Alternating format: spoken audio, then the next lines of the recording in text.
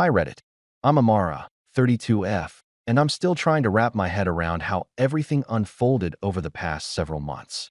It feels like something out of a movie, but I promise you, this story is very real.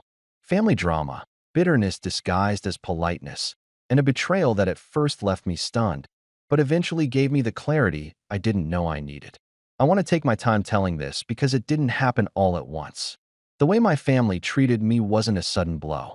It was a slow leak, a quiet unraveling, masked by smiles and justifications. The kind that makes you question whether you're imagining it, until one day, it's too blatant to ignore. Let me give you some background. I come from a very tight-knit but extremely image-conscious family. We're not rich by any means, but we've always presented ourselves like a little dynasty. My grandparents had 4 children, my mom, her 2 brothers, and my Aunt Denise, the youngest and the loudest.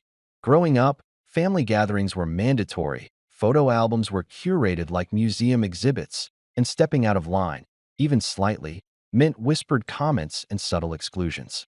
I was the only daughter of the eldest sibling, my mom, and I always felt a weird kind of spotlight on me. My cousin Celeste, 28F, was Aunt Denise's only daughter, and from as early as I can remember, everything was a competition between us. It was never our doing. In fact, Celeste and I were actually close when we were young, sleepovers, handmade birthday cards, dressing up as twins even though we looked nothing alike. But adults love comparing. Who spoke first? Who read better? Who wore it better? And Aunt Denise? She made it her personal mission to make sure Celeste always won. At every family gathering, she'd say things like, "Celeste got an A again. She's always been the responsible one," with a glance at me. Or, "Amara's very creative, which is nice, but Celeste is practical. You need practicality in life." These digs were always said with a tight smile, wrapped in a ribbon of maternal concern. As a kid, I didn't always understand the intention, but the tone stuck with me. Things really shifted when we were in college. I studied abroad for a year in Italy, something I had dreamed of since high school. I was so proud. The first person in our family to study internationally. I still remember how I emailed everyone pictures of the countryside, little updates, photos of my campus. Only one person replied, my grandmother. My mom said everyone was too busy to respond, but I found out later from my cousin Levi that Aunt Denise had once said, "She's off trying to make herself look better than the rest of us again." Typical. Still, I tried to keep the peace. I came home for holidays, brought back thoughtful gifts, complimented everyone on their achievements. I learned how to shrink myself just enough to fit into the version of the family they were comfortable with. Celeste and I kept in touch, though more distantly. She got a job in finance, while I pursued work in design and later started my own business. Hers was seen as the stable path. Mine, a hobby until it fizzles out. Never mind that my business eventually took off and paid for the down payment on my apartment. Then came the engagement. Celeste got engaged to a man named Gareth last year. He's the kind of guy who talks like he's in a job interview at all times. Every sentence polished, every smile calculated. I didn't like him much, but I kept it to myself. My mom mentioned the engagement in passing, saying they were planning a huge wedding in the spring. I was happy for her, genuinely. Despite everything, I thought, maybe this would be a chance to reconnect. I even reached out to Celeste, sent her a handwritten note. Yes, handwritten, congratulating her, and told her if she needed any design help for invitations or decor, I'd love to lend a hand. She didn't reply. I assumed she was busy. Wedding planning is chaotic. So I waited and waited. Weeks went by. Nothing. My mom insisted I was definitely invited and told me not to overthink it. Then one evening in late March, my phone buzzed. A friend of mine from high school tagged me in a Facebook photo with the caption, "The most beautiful bridal shower ever." I clicked the tag. There they were, Celeste, my other cousins, even distant relatives from another state, all gathered in a garden filled with roses and blush-toned tablecloths. Champagne glasses, gift baskets, the works. Everyone was there, except me. I stared at the photo for longer than I'd like to admit. Not because I was sad, but because something finally clicked. This wasn't just forgetfulness. This was intentional. Still, I didn't want to assume. So I asked. I called my mom. Did I miss an invite to the shower? Silence. Then she sighed. Oh, honey. Denise thought it might be better to keep it small. Small. There were 27 people tagged in that photo. I said, Mom, can you just tell me the truth? Another pause. She said it would be less stressful for everyone if you weren't involved. She thinks you bring unnecessary attention to yourself. I laughed. I didn't even mean to. It just came out. Unnecessary attention? Me? I hadn't even spoken to most of the family in months. I had been quietly working, minding my own business. But somehow, my existence was disruptive. So I called Aunt Denise. Calmly. Hi, Aunt Denise. I noticed I wasn't at the shower. And just wanted to ask, am I invited to the wedding? Her voice didn't waver for even a second. Amara, it's best if you stay away. You always have a way of making things about yourself. And Celeste deserves a day that's just hers. No emotion. No apology. Just cold dismissal. I said nothing for a beat. Then I laughed softly and replied, all right. Hope it's worth it. I hung up. And in that moment, something inside me shifted. Not out of anger, but out of peace. I realized I didn't need them. Not anymore. That's when the idea began forming, slowly at first, like fog lifting. A quiet, bold thought that maybe, just maybe, I didn't need to attend their celebration because I could create my own. And 6 weeks later, I did. My phone stayed silent for days after that call with Aunt Denise. You'd think there'd be some whisper of concern, some message trying to smooth things over, but nothing came. No follow-up. No one reached out to ask if I was okay or why I hadn't shown up to anything. They had decided I was a problem, and once a person becomes a problem in my family, they quietly erase you and continue on. I didn't tell my mom how deeply that conversation had settled into me. She had a habit of trying to defend Denise, always with the same line. She means well, she just doesn't know how to express it. But at what point does intention stop matching? I wasn't a child anymore. I didn't need my feelings to be translated, explained, or justified on someone else's behalf. That week, I deleted myself from the family group chat. There was no drama, just a quiet exit. No one said anything about it. Not even a text. Just silence. And in that silence, something unexpected started growing. Freedom. I threw myself into work. I met with clients, finalized some branding projects, and kept my mind busy. But Layla noticed. She always did. We were having tea on my balcony when she said it, her eyes narrowing in that way she did when she was reading me like a book. They hurt you again, didn't they? I sighed. It's fine. Amara, she said, her voice firmer. It's not fine. You bend over backwards for these people, and they treat you like a piece of scenery they forgot to move off stage. Enough is enough. I didn't respond right away. I was used to people telling me to let things go, to take the high road, to be the bigger person. But Layla wasn't saying that. She was saying the opposite, and it stunned me into silence. Then she leaned back and smiled. You need an escape. Barcelona. Come with me. I'm going for the wedding shoot next month. We can stay a week. Just us. No expectations, no family, no Denise. I hesitated. But then something strange happened. I said yes. Just like that. I hadn't said yes to anything in a long time that wasn't out of obligation. I had no idea that one decision would change everything. The flight to Barcelona was the first time I'd felt real excitement in months. I watched the clouds outside the window, headphones in, fingers tapping against the armrest.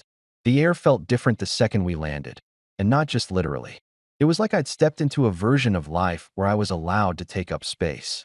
Layla's wedding shoot was scheduled for the weekend, so we had 2 days to explore. On the first evening, we ended up at a little cafe on a side street near the Gothic Quarter. That's where I met Mateo. He was not what I expected. Kind without being overbearing, sharp-witted but soft-spoken, and with this calm energy that settled around him like warm light. He wasn't flashy. He wasn't trying to impress. He just listened. He asked questions. And when I told him why I'd flown across the ocean with my best friend on a whim, he didn't pity me. He just nodded and said, "Sounds like you needed to breathe." That first night, we just talked, and I laughed more than I had in months. The next few days passed like something out of a dream. Mateo took us to spots tourists never find. Rooftops with hidden gardens, tiny bookshops tucked behind courtyards, a bakery that made the best pistachio croissants I've ever tasted. He knew everyone, not in a showy way, but because he actually paid attention to people. I watched him joke with the elderly shopkeeper, help a little boy who dropped his soccer ball in the street, speak gently to a nervous street performer trying out a new song. He was real, and I had spent so long surrounded by people who were only interested in appearances that it felt unreal. It wasn't romantic, not yet, but it was honest. and I needed that more than anything. Layla was the one who nudged the next chapter forward. We were sitting at breakfast on the third morning, sunlight pouring across the table, when she said, completely casually, "You know, I was thinking you never had your moment. You always made room for everyone else's celebrations. You planned birthdays, hosted baby showers, even helped decorate for Celeste's graduation dinner. Remember that? The one you weren't even thanked for." I nodded. "Yeah, I remember." She smiled. "What if we made our own?" I raised an eyebrow. "Our own what?" Layla leaned forward, eyes sparkling. "Our own celebration. A day for you. Not to get revenge, not to prove anything, just to claim your joy. Something no one can take credit for or twist. Something that's about you and only you." I laughed, but not because I thought it was ridiculous. I laughed because for the first time, I actually wanted it. I looked at Matteo, who was seated quietly beside us, sipping his espresso. He smiled at me. "I know a place," he said. The venue was tucked away on a hillside overlooking the sea, a former artist's retreat, now used for small events and weddings. It wasn't huge. It wasn't extravagant, but it was perfect, covered in climbing ivy, with hand-carved wooden doors, and a terrace that looked out over the ocean like it had been waiting just for us. That's when the idea became something real. Layla took charge. Of course she did. She coordinated with the venue, spoke to local vendors, and called in a few favors from her photography friends. I didn't tell anyone. Not a soul. Not even my mom. Not because I wanted to be secretive, but because I didn't want anyone to ruin it. It was just us, a tiny group of people who knew me, valued me, and wanted to see me happy. And somewhere along the way, Matteo and I fell in love. It wasn't planned. Nothing was. But something about being in that space, surrounded by laughter and light, let everything align. I looked at him one night as the sun set across the water, and I realized I didn't want to leave him behind. And to my shock, he felt the same. So Layla said the words that started it all. "If you two want to get married here, I'll make it happen." We did. It was quiet. It was sincere. And it was exactly what I needed. Now here's the part where everything changed. We didn't post about it right away. Layla took her time editing the photos, and I didn't mention it online. I was just happy quietly. Until Celeste's wedding day. That morning, Layla tagged me in a photo. One photo. It was a picture of Matteo and me standing beneath an arch of wildflowers, sunlight behind us, both of us laughing, not posed, not forced. Just joy. She captioned it, "The most beautiful wedding I've ever had the honor of shooting. Congratulations, Amara and Matteo. You two are magic." I didn't think much of it. But apparently, the rest of the internet did. The photo got picked up by a travel blog Layla had worked with before, then reshared by a wedding trends account. The post started getting traction, thousands of likes, hundreds of shares. Suddenly people were tagging me, messaging me, asking where the venue was, who designed my dress, if we had a video. That would have been fine, except it happened to go viral the exact same day Celeste was walking down the aisle. And some of our mutual acquaintances started talking.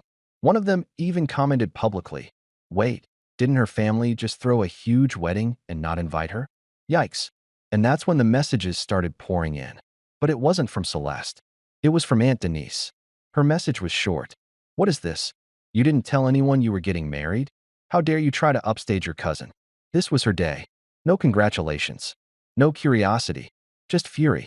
She wasn't mad I got married. She was mad I didn't ask permission. I didn't respond to Aunt Denise's message. Not right away. For the first time in my life, I let her sit in silence. I reread her words more times than I care to admit. Not because they hurt, but because they confirmed everything I had always quietly suspected.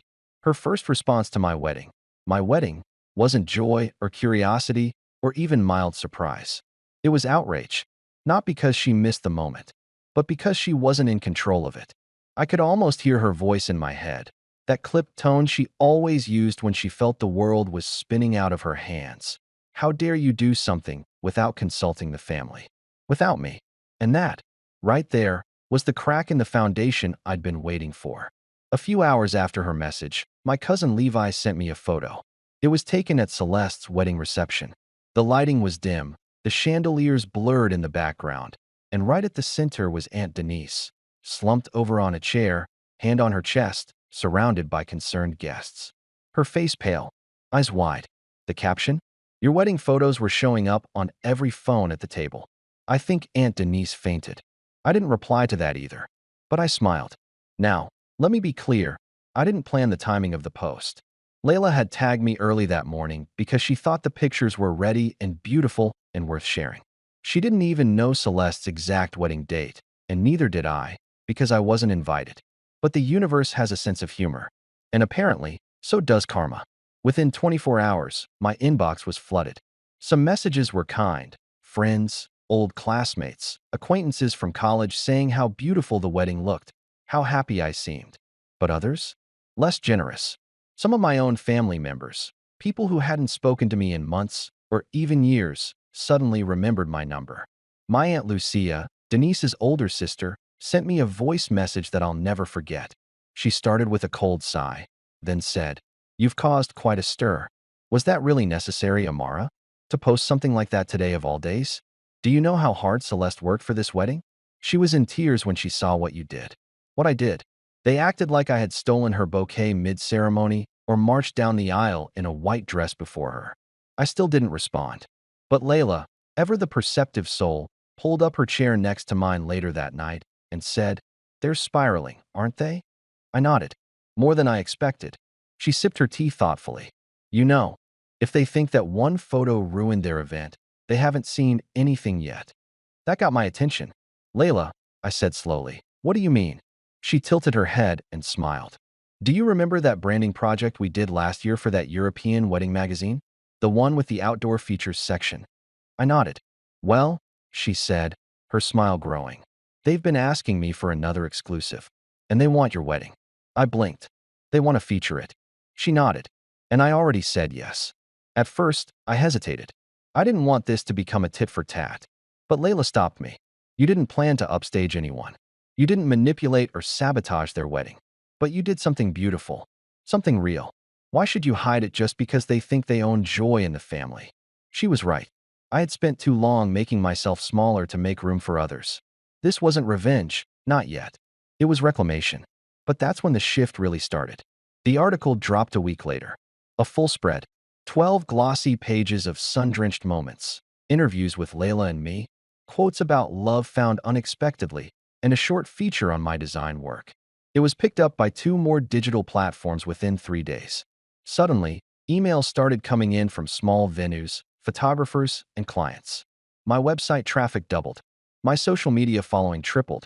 But it wasn't just about business. For once, people were seeing me. Not the version Aunt Denise always painted, not the caricature of the attention seeker, not the misunderstood relative who needed to be left out for peace. No, this was my story, and my family hated it. 3 days after the article dropped, my mother showed up at my apartment unannounced. She looked tired, and something about the way she clutched her purse made me brace myself. "Can I come in?" she asked. I nodded. Of course. She sat down at the edge of my couch, like she wasn't sure if she was welcome. Then she said it. "Celeste is devastated. She thinks you've ruined her memory of the wedding." I stayed quiet. "She's convinced people will remember your wedding more than hers." Still, I said nothing. My mom looked at me then, really looked at me. And for the first time, I think she realized something was different. Something had shifted. She said she saw guests on their phones, looking at your photo. Right after the cake. Denise was furious. "They say you did this to spite them." I met her gaze. Calm. Clear. "I got married 6 weeks ago, Mom. I didn't post it. I didn't tell anyone. I had my own life moment. They were the ones who made it a competition." She didn't respond. I don't think she had a counter-argument. Not a real one. Then she said something soft, almost pleading. "Can you just take the article down? Maybe ask them to remove it." I stared at her. She wasn't asking me to protect my cousin. She was asking me to dim myself again, for their comfort. I stood up. "No, Mom. I won't. I didn't ask them to leave me out of the wedding. I didn't create this rift. But I also won't keep apologizing for being visible." She looked like she might argue. But then she just nodded, slowly, and left. That might have been the end of it, but Aunt Denise wasn't done. 2 weeks later, a letter arrived. Not an email. Not a text.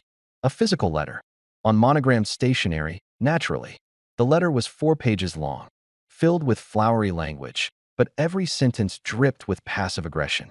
She called my wedding a sideshow, said I had weaponized timing, and accused me of flaunting happiness to provoke pain. But the line that stood out, the one that still sits in my drawer. Read. You've embarrassed this family more than you realize. You've damaged Celeste's future by overshadowing her start. Don't expect forgiveness. Forgiveness. She spoke of forgiveness like it was hers to give. That letter didn't break me. It focused me. I was done asking for a seat at their table. So I built my own. And then, I sent out invitations. I planned an event, not a wedding, but a private gathering. An exhibition. A design showcase. A celebration of my work and my life. Hosted in collaboration with the same publication that featured my wedding. There would be media coverage. Editors. Clients. Friends. No family. At least, not officially. The event was held on a crisp autumn afternoon, just outside the city at a restored estate known for hosting curated art and design showcases. It had ivy-covered columns, arched glass doors, and open-air courtyards lined with soft white lights. Layla helped me coordinate the entire thing, and Mateo, quiet and steady as ever, stood by me through each decision, never pressuring, never overstepping, simply reminding me with his presence that I didn't owe anyone silence anymore. I named the event Unfolded, a visual memoir. The premise was simple, a curated gallery of my design journey, projects, installations, photographs, typography, brand builds. But layered throughout were quiet nods to my personal life. Framed notes from old clients, photos from my wedding that hadn't been shared publicly before, a video installation that opened with a quote. When your light makes others uncomfortable, shine anyway. I knew, without a doubt, that someone in the family would come. Even though no invitations were sent their way, curiosity was a trait Aunt Denise and Celeste couldn't suppress, especially when their control was slipping. Sure enough, they did. They arrived 30 minutes into the event. I didn't see them right away, but Layla did. She walked over, leaned in, and whispered, "They're here." I turned and spotted them at the back corner of the gallery room. Aunt Denise, arms folded, lips pressed into a thin line.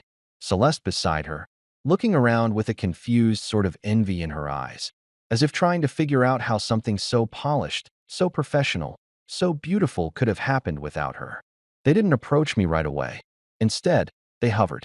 I watched as they read the panels, stood in front of the wedding photos, especially the one of Mateo and me surrounded by friends, holding hands and laughing under a canopy of white orchids. It wasn't long before the whispers started. A few people who recognized them from past family events were surprised. A few asked questions. Weren't they the ones who didn't invite her to that wedding? Why would they come here after everything? Do they think this is about them? Eventually, Aunt Denise walked up to me. Not alone, of course. Celeste followed 2 steps behind, her expression unreadable. Denise was dressed like she always was, perfectly coordinated, not a hair out of place. She smiled, but it didn't reach her eyes. "This is quite the event," she said, voice cool. "Very ambitious." "Thank you," I replied, keeping my tone neutral. She gestured around vaguely. So many photos. So much attention. There it was. The accusation tucked inside a compliment. Celeste spoke next, barely above a whisper. "I didn't know you were planning something like this." "Of course not," I said calmly. "I don't announce things to people who erase me." The words landed heavier than I expected. Celeste's eyes narrowed. Aunt Denise stiffened. She stepped closer. "You didn't need to go this far just to make a point, Amara." I looked at her for a long moment. "You think this is about you?" She didn't answer. "This is the first time I've done something without thinking about how you'd twist it, without worrying who you'd talk to after. I didn't plan this to get back at you. I planned it because I finally stopped letting you define what I'm allowed to celebrate." Celeste frowned. "But the wedding photos, on the day of my wedding, that wasn't an accident." I turned fully to her then. "You planned a wedding and intentionally left me out. Not just quietly, but cruelly. You paraded photos in front of me, excluded me from family conversations, and said nothing when your mother called me an embarrassment. I got married in peace. I celebrated in silence. You're the ones who turned it into a competition when you made your entire identity about being seen while erasing me." Silence. Guests nearby had quieted. They weren't trying to listen, but the energy had shifted. Aunt Denise straightened, trying to salvage the moment. "You could have handled this differently." Privately, I shook my head. "That's what you're afraid of, isn't it? That for once, something wasn't hidden. That I didn't quietly accept my place behind you. That the world saw something you couldn't control." I took a step closer, my voice calm. "Even but resolute. I don't want your approval. I don't need your forgiveness. I just want you to understand that I see you now. For who you are. For what you've always been. And you don't get to shrink me anymore. She flinched. Subtle, but noticeable. Then, without another word, she turned and walked out. Celeste followed. No dramatic exit. Just silence. A door closing behind them. And that was the last time I saw either of them. In the weeks that followed, the event was featured in 2 design publications. I received speaking offers, client requests, and one inquiry from a university department about guest lecturing. Mateo and I moved into a new apartment overlooking the city, something modest, something ours. My mom, to her credit, eventually sent a quiet message. I'm proud of you. I wish I had stood up for you sooner. It wasn't an apology, but it was something. As for Aunt Denise and Celeste, they went quiet. I've heard from distant relatives that Denise was furious that no one paid attention to her at family gatherings after the article and showcase. That some cousins had started questioning the way she treated people, especially me. That Celeste, embarrassed by the comparison between our weddings, had started telling people she'd chosen a more understated ceremony on purpose. I don't bother correcting them. They've built their legacy on control and curated stories. And for a long time, I played along. But not anymore. I didn't just move on, I moved forward. And the best part? I didn't need to shout. I didn't need to sabotage. I just lived. Fully, truthfully, and without permission. And that was the one thing they never saw coming. Now, I'm happy. Really, deeply happy. Not because I got revenge, though, yes, it was sweet, but because I finally let go of the illusion that their approval was ever worth chasing. They tried to erase me, but I wrote myself back in. And this time, the story is mine. Thanks for watching. Share your thoughts in the comments. If you like this story, don't forget to like and subscribe for more content like this.